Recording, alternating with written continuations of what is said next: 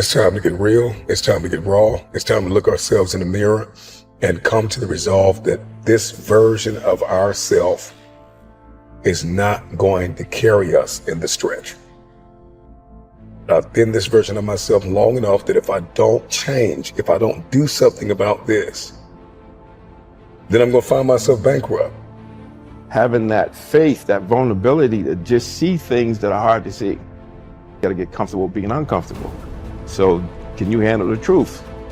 It's a question. And if you can't, then if you see that, then you can say, well, if I'm going to change, I'm going to have to figure out how to deal with that discomfort until the point that I can see what I need to see, then I can change it. So it's the persistence of continuing to do something until you can do it.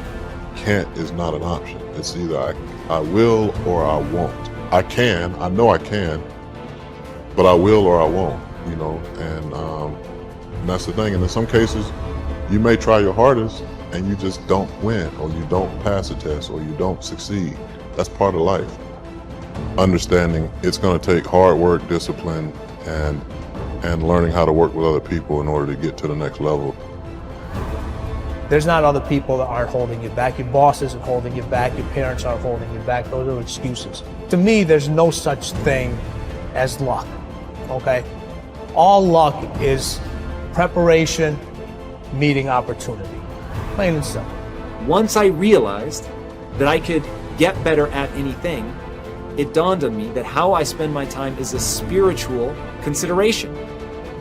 And I didn't want to die with potential that I failed to turn into skill set. That, to me, that speaks to me. How much of my potential can I actually turn into skill set and get good at this stuff and push and grow and improve? Like, that to me is just this incredibly intoxicating thing. Is waking up every morning with a desire to adapt, with a desire to change. Stand out today. Be different. Become something different. Stop lying to yourself and stand up and become something with worth, something with more than you've ever been. Your goals that you set for yourself, that's your power. Your ambition is your power.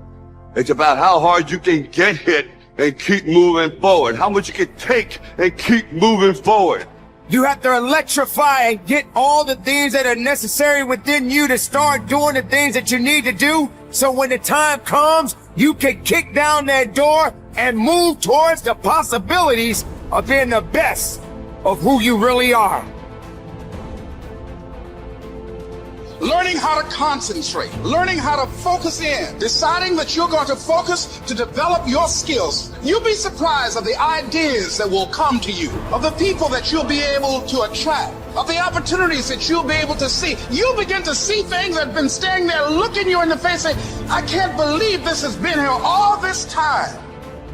There are so many people in the world and you know, you may be watching this right now, and you have these incredible ideas, and what you think is missing is motivation. And that's not true. Because the way that our minds are wired, and the fact about human beings, is that we are not designed to do things that are uncomfortable or scary or difficult. Our brains are designed to protect us from those things, because our brains are trying to keep us alive. And in order to change, in order to build a business, in order to be the best parent, the best spouse, to do all those things that you know you want to do with your life, with your work, with your dreams, you're going to have to do things that are difficult, uncertain, or scary, which sets up this problem for all of us. You're never going to feel like it. Why is it so hard to do the little things that would improve my life? Waking up and realizing that I'm never going to feel like doing the things that are tough or difficult or uncertain or scary or new, so I need to stop waiting until I feel like it. And number two, I am one decision away from a totally different marriage, a totally different life, a totally different job, a totally different income. Whatever you don't use, you lose. Lack of use causes loss. On this planet. Maybe not the next one, but on this one. If you tie your arm to your body, leave it there long enough, you'll never use it again. It's over for the arm. Now, it may not be over, but it's over for the arm. The only way to keep the use of this arm is what? Keep using it. If you quit, you lose automatically. They don't bring it up for a vote. You lose automatically when you quit. Now, the same thing that goes for your arm goes for your brain, mentality. The same thing goes for all the human virtues. Ambition, unused, decline. Strong feelings, unused, diminish. It doesn't grow, it diminishes. Faith, unused, decreases. It's a law.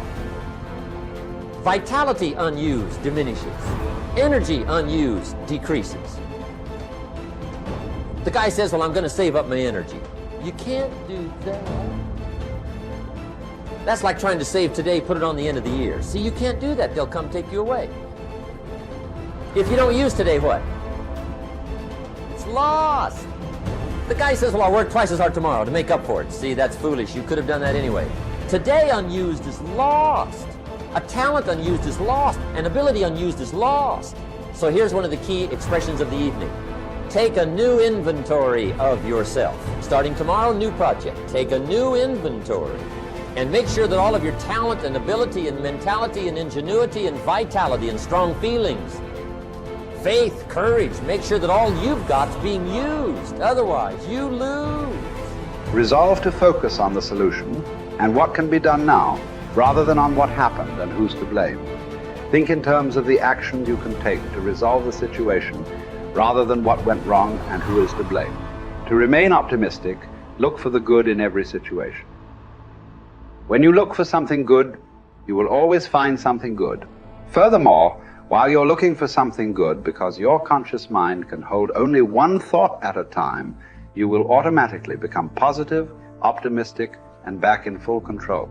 Seek the valuable lesson in every problem or difficulty.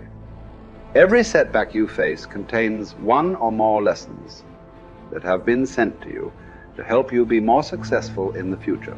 The difference between successes and failures is simple. Failures feel sorry for themselves when things go wrong, whereas successful people look for the valuable lesson they can learn that will help them in the future.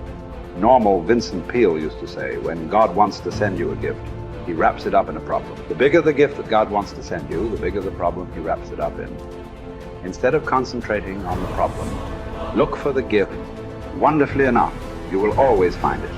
What's more, sometimes the gift or valuable lesson can be of far greater value than the cost of the problem itself.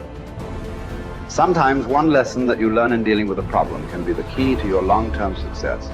As Napoleon Hill wrote, within every problem or obstacle lays the seed of an equal or greater opportunity or benefit. Your job is to find it. Continually think of yourself as a strong, powerful, resolute person in the face of adversity.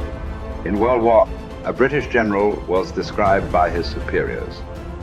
There he stands like an iron peg driven into the frozen ground, immovable. Let this be an accurate description of you whenever you face difficulties or problems of any kind. Resolve to stand like an iron peg driven into the frozen ground. When you resolve in advance that you will never give up, your success is virtually guaranteed. In the final analysis, nothing can really stop you but yourself. In life, it doesn't matter how many times you get knocked down. All that matters is how many times you get back up.